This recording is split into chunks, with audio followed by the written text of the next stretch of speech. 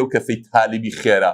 عیبادەتی 80 ساڵ تۆ بە شەوێک بەدەستبێنی نەک باشە ئەو ڕۆژێ بە شەوێک باشە یعنی تۆ 80 دانە ساڵ عیبادەتی بەرامبەر ئەو شەوە بێت ئەمە شتێکی کەم خاتو عایشە ئەڵێ کای هاتە و دەشەوەی پێغەمبەر صلی الله عليه وسلم شد مئزره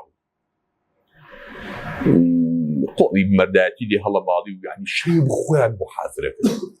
تەنانەت لە هەنگێک لە سەحابە ئەڵێ تەمیمی داری جلی کێ بوو تەمیمی داری جا مەسیحی بوو بۆ مسڵمانی کە حەدیثەکەی دەجا لەگەڕێتەوە لە سەحیح موسڵم ئەڵێ جلی کێ بوو زۆر گرانبایی 1000 درهەمە بوو لە فەردەمەیە ئەڵێ خاڵ بۆ شەوە لەبەریە کرد یعنی وەکو مناسەبەتێکی تایبەت بوو بۆ عیبادەت بۆ چوونە بەر بارەگای خوا بۆ لە سوجدەبردن بۆ نوێشکردن بۆ هەموو خۆیان حازرە کرد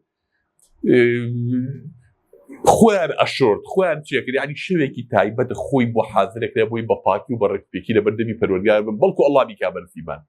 کوڕی دەشتێکی کەم نییە و کەسەی تالیبی خێرا عیبادەتی 80 ساڵ تۆ بە شەوێک بەدەستبێنی نەک باشە ئەو ڕۆژێ بە شەوێک